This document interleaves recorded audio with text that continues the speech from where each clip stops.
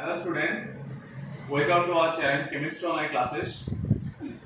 তোমরা সবাই জানো যে কালকে আমাদের মাননীয় মুখ্যমন্ত্রী এইচএস এবং মাধ্যমিক এক্সাম সম্বন্ধে ডিটেলস আপডেট দিয়েছে। তো জুলাই মাসের লাস্ট উইকে, মানে লাস্ট উইক বলতে 21 তারিখের পরের অর্থাৎ 22 তারিখ থেকে যে আমাদের এক্সামের শিডিউলটা হবে, আর মাধ্যমিক ক্ষেত্রে কি হবে 15ই সেকেন্ড উইকের পর থেকে অর্থাৎ 15 আগস্টের পর থেকে এক্সাম স্টার্ট হবে।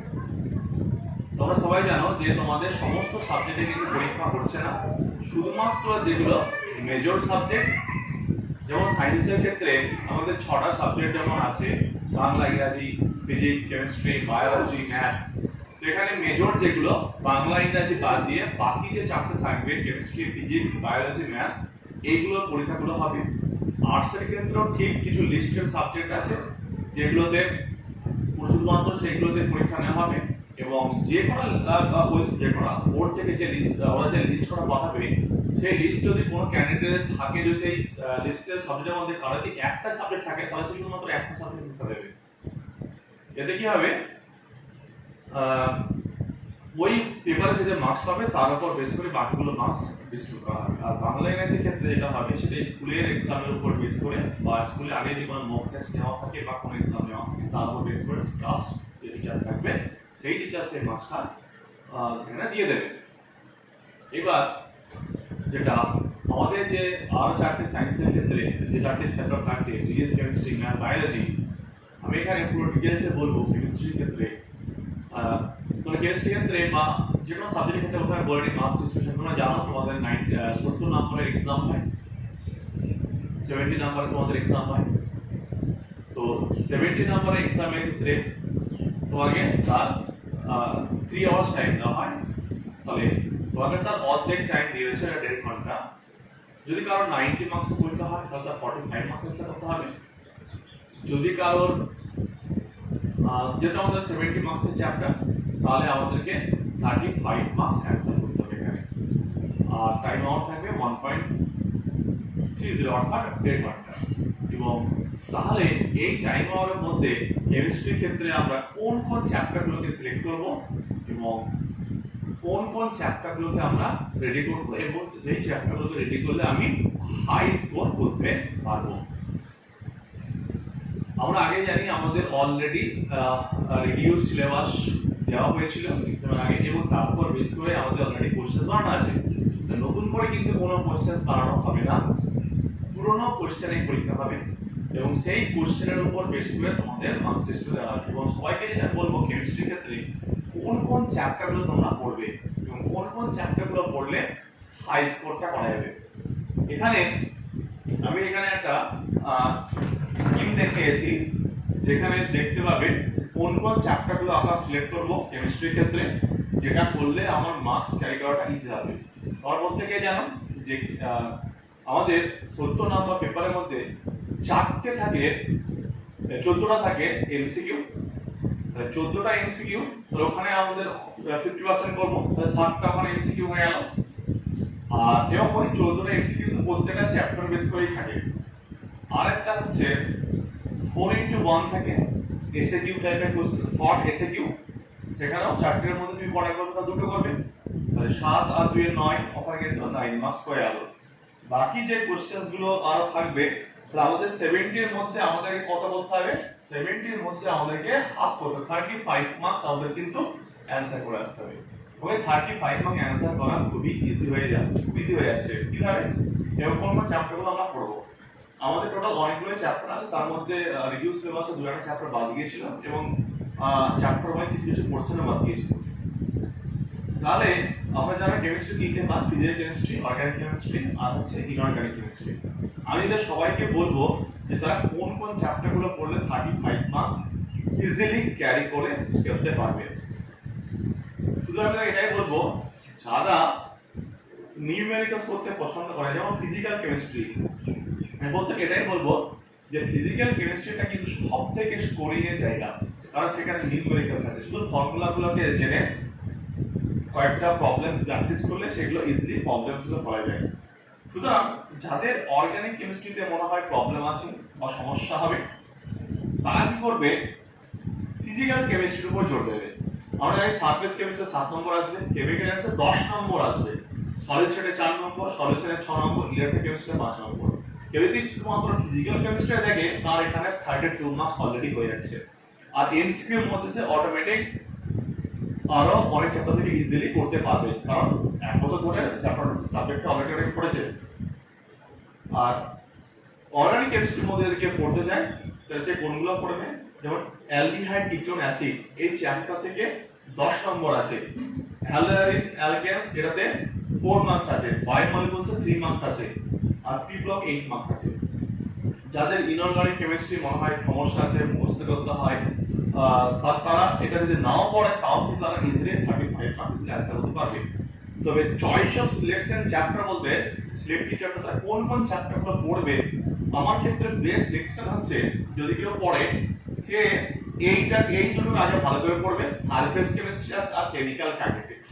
এই দুটো চ্যাপ্টার যদি কেউ ভালো করে পড়ে নেয় তার 17 নম্বর অর্থাৎ 50 এর এখানে 17 মার্কস এখানে গেল। আর একটা কি করবে, সে কি করবে অর্গানিক কেমিস্ট্রির মধ্যে অ্যালডিহাইড কিটোন পড়বে 10 নম্বর, আর বায়োমলিকুলস পড়বে সেটা হচ্ছে 3 নম্বর। এখানে কোনো সেই ধরনের রিঅ্যাকশনস নেই, শুধু একটু রিডিং করলে কিন্তু সেখানে 3 মার্কস ইজিলি ক্যারি করতে পারবে। তাহলে 10 আর 3 13, আর 13 এখানে 17, তাহলে 17 আর 13 এখানে কি 30 মার্কস তার হয়ে যাচ্ছে। তাহলে আমি যে এখানে চ্যাপ্টারগুলো সিলেকশন দিয়েছি এই যে চ্যাপ্টারগুলোর মধ্যে, তাহলে একটা স্টুডেন্টের ক্ষেত্রে বেস্ট সিলেকশন কোনটা হবে এবং কোন চ্যাপ্টারগুলো সে পড়লে ইজিলি মার্কস ক্যারি করতে পারবে, তাহলে ইজিলি মার্কস ক্যারি করতে পারবে এবং কম সময়ে। বারবার আমি যা বলবো প্রত্যেককে, এবং এইগুলোর মধ্যে আবার রিডিউস আছে, কারণ এর মধ্যে আবার সব চ্যাপ্টারের মধ্যে সবগুলো পড়তে হয়, কারণ আগে সিলেবাসকে রিডিউস করা হয়েছে। তাহলে প্রথমেই যারা করবে, প্রথমে যদি কেউ ভালো করে করতে চায় আমি যেটা বলবো এই 3টে চ্যাপ্টার তারা ফিজিক্যাল কেমিস্ট্রির মধ্যে পড়বে। কোনটা কোনটা? Surface chemistry, chemical kinetics, solid state. এখান থেকেও নিউমেরিক্যালস আসবে, এখান থেকেও নিউমেরিক্যালস আসবে। 10 মার্কস কম পড়ে এখানে 10 মার্কস পাওয়া যাবে। এখানে নিউমেরিক্যালস আসবে, এখান থেকে 4 মার্কস আসবে। সারফেস কেমিস্ট্রিতে কোনো নিউমেরিক্যালস নেই, শুধুমাত্র রিডিং করলে ওখানে এমসিকিউ বা শর্ট টাইপের কোশ্চেন আছে, সেগুলো দু এক কথায় অ্যানসারটা লিখতে হয়। তাহলে কি দাঁড়ালো? তাহলে যেটা দাঁড়ালো এখানে যে ফিজিক্যাল কেমিস্ট্রি ক্ষেত্রে আমরা কোন কোন চ্যাপ্টার পড়বো, surface chemistry, chemical kinetics, solid state, এই 3টে চ্যাপ্টার ভালো করে পড়বো। তাহলে এখানে আমার 7 17 4 21 মার্কস কিন্তু এখান থেকে আমি চলে আসবে যদি আমি 3টে চ্যাপ্টার ভালো করে রিড করি।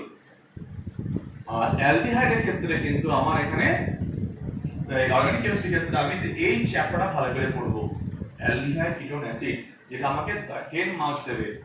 তাহলে এই চ্যাপ্টার যদি ভালো করে পড়ে আর সিরিয়ালের এই 3টে পড়ে তাহলে কিন্তু সে তার স্কোরের জায়গায় চলে যাচ্ছে, ফুল স্কোরের জায়গায় 35 মার্কস, যেটা 70 নম্বরের অর্ধেক হলো 35, সেই জায়গায় কিন্তু অলরেডি কাছাকাছি পৌঁছে যাচ্ছে। আর আমি যেটা বলবো অর্গানিকের মধ্যে দুটো সে ভালো করে অবশ্যই করবে, একটা অ্যালডিহাইড কিটোন অ্যাসিড আর একটা বায়োমলিকুলস, কি বললাম। আর যদি কেউ চায় যে একটু এক্সট্রা পড়ে যেতে, অবশ্যই একটা এক্সট্রা চ্যাপ্টার পড়ে যাওয়া অবশ্যই উচিত। তাহলে সে কি করতে পারে, পি ব্লকটা যদি একবার রিভিশন দিতে পারে বা একটা রিডিং করতে পারে, তাহলে সেখান থেকে যে দু এক কথায় কোশ্চেনগুলো আসবে, এমসিকিউ যেগুলো আসবে সেগুলো আরামসে করতে পারবে। তাহলে প্রত্যেককে আমি এখানে একটা জিনিস সাজেস্ট করবো, সেই সাজেশনটা হচ্ছে কি, প্রত্যেকে আমি একটা জিনিস আমি সাজেশন করবো যে তারা কোন কোন চ্যাপ্টারগুলো পড়ে যাবে, তাহলে সে ভালো স্কোর করতে পারবে। যারা একদম কম পড়তে চায়, এবার ভালো করে প্রত্যেকটা নোট করে নাও, যারা একদমই কম পড়তে চায় তারা কোনটা পড়বে, তারা শুধুমাত্র ফিজিক্যাল কেমিস্ট্রি ক্ষেত্রে এই 3টে চ্যাপ্টার পড়বে, অর্গানিক কেমিস্ট্রি ক্ষেত্রে এই দুটো চ্যাপ্টার পড়বে, অ্যালডিহাইড কিটোন অ্যাসিড আর বায়োমলিকুলসটা।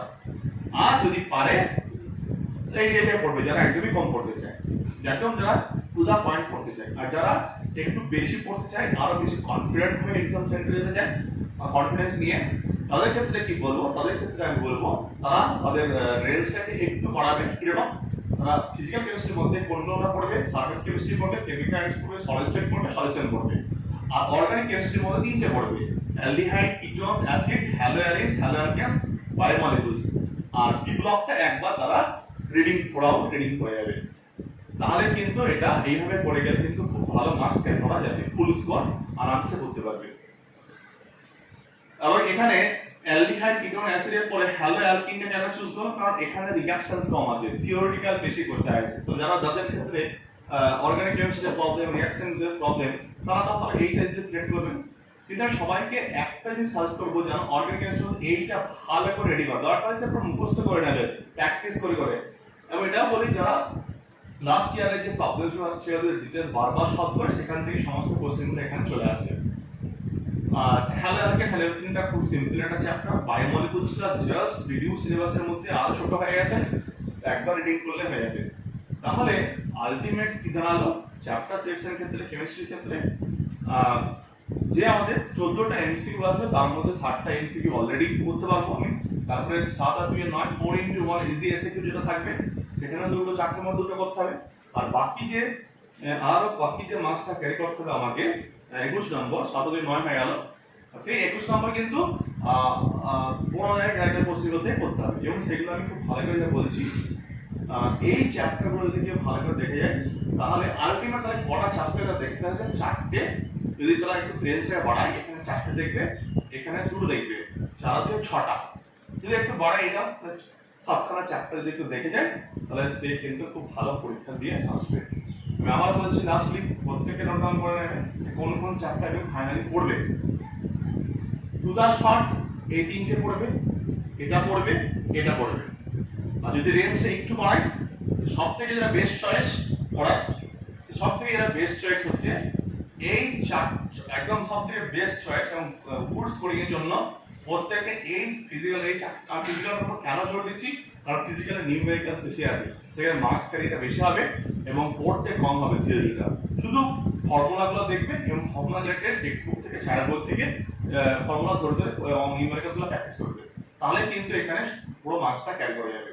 সার্ভে কেমিস্ট্রি কোনো নিউমেরিক্যালস নেই, শুধুমাত্র রিডিং করবে, তাহলেই হবে।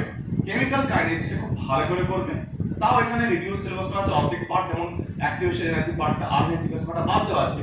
তাহলে এখানে শুধুমাত্র ফার্স্ট ল থেকে যে বা জিরো ল থেকে অর্ডার থেকে যে রিঅ্যাকশনস গুলো থাকবে, যে নিউমেরিক্যাল থাকবে, সেগুলো সলভ করলে হবে। সলিড স্টেট থেকে একটা ফর্মুলা, ডেনসিটি ফর্মুলা, সেখান থেকে একটা 4 মার্কসের 3 মার্কসের কোশ্চেন চলে আসবে, একটা এমসিকিউ দিয়ে পড়া যাবে।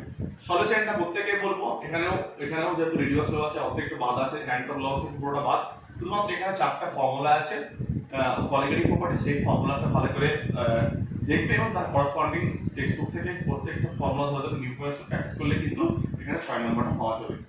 তাহলে চ্যাপ্টার সিলেকশনের ক্ষেত্রে কি দেখলাম, আর কেমিস্ট্রির ক্ষেত্রে 4টে ফিজিক্যালে পড়বো। ফিজিক্যাল আমি আবার বলছি কেন জোর দিলাম, কারণ ফিজিক্যালের ক্ষেত্রে মার্কসটা বেশি ক্যারি করবে, নিউমেরিক্যালস থাকবে। অর্গানিক কেমিস্ট্রির ক্ষেত্রে আমি আবার বলবো, যাদের অর্গানিক কেমিস্ট্রি পড়তে অসুবিধা হয়, যারা পড়েনি, তাহলে কি বলবো, অ্যালডিহাইড, কিটোন, অ্যাসিড চ্যাপ্টার সালের যে কোশ্চেনগুলো আছে লাস্ট ফিউ ইয়ার্সের, তারপর কোশ্চেন ব্যাংকে এই রিলেটেড যে কোশ্চেনগুলো আছে, সেগুলো পুরো ভালো করে সলভ করা, ওই যতগুলো কোশ্চেন থাকে, কারণ একটা চ্যাপ্টার সেটাকে এখন অনেক সময় আছে, অনেকটা সময় দেওয়া যাবে, এবং খাতায় লিখে ইয়ার ওয়াইজ থাকুক বা কোশ্চেন ব্যাংক ধরে ধরে এই চ্যাপ্টার যতগুলো কোশ্চেন থাকবে, সেগুলো বারবার তারা প্র্যাকটিস করবে অ্যালডিহাইড, কিটোন, অ্যাসিড। তাহলে এখানে এটা ইজিলি সলভ হয়ে যাবে। আর বায়োমলিকুলসটা ছোট্ট একটা চ্যাপ্টার, একবার রিডিং করলে হয়ে যাবে। আর যারা সবাই ক্ষেত্রে বলবো, পি ব্লকটা প্রত্যেকে একবার রিডিং দিয়ে যাবে, যেটা এগুলো খুব ইজি চ্যাপ্টার, রিডিং দিলে এখানে যে এমসিকিউ দু এক কথায় যে কোশ্চেনগুলো থাকবে, সেগুলো সলভ করে দেবে। আর অবশ্যই বলছি যে 35 মার্কস আছে বলে 35 মার্কস আমি বেছে পড়ে যাবো, সেটা কতটা রিস্ক নামেই কথা, কারণ কোনো না কোনো জায়গায় একটা কোশ্চেন আসতে পারে। সেই জন্য আমি রেঞ্জটাকে একটু বাড়াবো, 35 এর জায়গায় 45 মতো আমি রেডি করে যাবো। তাহলে কি আমার অনেক বেশি কনফিডেন্ট আমি এক্সাম দিতে পারবো। সবাইকে আমি একটু রেঞ্জটা বাড়াতে বলছি এই জন্য, যে 35 মার্কস আসে বলে যে আমি 35 মার্কস চ্যাপ্টার ধরে রেডি করে যাবো তা না, একটু বেশি পড়ে যাবো, 35 এর জায়গায় 45 মার্কস আমি পড়ে যাবো। সবার ক্ষেত্রেই আমার মনে হয় এটা প্রচুর হেল্প হবে। আর প্রত্যেককে এইটা ভালো করে দেখে নোট ডাউন করে, কারণ স্ট্র্যাটেজিটা ভীষণ ইম্পর্টেন্ট। স্ট্র্যাটেজি যদি ঠিকঠাক থাকে, তাহলে একদম গুড স্কোর করা যাবে। শুধুমাত্র কেমিস্ট্রি না, ফিজিক্স বা বায়োলজি বা ম্যাথের ক্ষেত্রে প্রত্যেকে একই স্ট্র্যাটেজি অনুযায়ী সিলেক্ট করে নেবে, তাহলে মার্কসটা ভালো ক্যারি হবে। ওকে, তো আশা করি সবাই ভালো করে বুঝতে পেরেছো আমি যেটা বলতে চাইছি। এবং এখনো অনেকটা সময় আছে, জুন পুরোটা আছে, জুন জুলাইয়েরও 20 তারিখে অনেকটা সময় পাবে। আর বাংলায় তো যেহেতু হচ্ছে না, তাহলে জাস্ট 4টে চ্যাপ্টার সাবজেক্ট এবং তার আবার অনেক শর্ট ইজিলি এগুলো তোমরা করতে থাকো, তাহলে অনেক ভালো স্কোর হবে। প্রত্যেকে বেস্ট অফ লাক। ফাইনালি প্রত্যেকে কিন্তু তাহলে এই চ্যাপ্টারগুলো রেডি করো, যেগুলো বললাম ফিজিক্যাল কেমিস্ট্রি আর অ্যালডিহাইড কিটোনেসের। আবার বলছি কোশ্চেন্স ব্যাংক, তারপরে ইয়ারে যে প্রবলেমগুলো ছিল পুরো খাতায় লিখে নেবে, লিখে নিয়ে পুরো সলভ করে দরকার মুখস্থ মতো করে নেবে, বারবার প্র্যাকটিস করে তাহলে এখানে ইজিলি হয়ে যাবে। আর বায়োমলিকুলস এর কোনো রিঅ্যাকশন নেই, থিওরি 2-4টা রিঅ্যাকশন আছে ব্যাস। আর এখানে তো ফিজিক্যাল কেমিস্ট্রি এগুলো, আর যদি ইনঅর্গানিক কেমিস্ট্রি পড়তে চায় তাহলে ইনঅর্গানিক কেমিস্ট্রি বলতে পি ব্লকটা সে একবার রিডিং করতে পারে। কোনো হ্যাঁ এখানে একটা বলতে এখানে কোনো রিঅ্যাকশনস পড়ার কোনো দরকার নেই, কোনো রিঅ্যাকশনস পড়ার দরকার নেই, শুধুমাত্র এদের যে ফিজিক্যাল প্রপার্টিজ যেগুলো আছে সেই ফিজিক্যাল প্রপার্টিজ গুলো একবার রিডিং করে দেবে ব্যাস, তাহলে হয়ে যাবে। ক্লিয়ার? ঠিক আছে, আশা করি সবাই বুঝতে পেরেছে।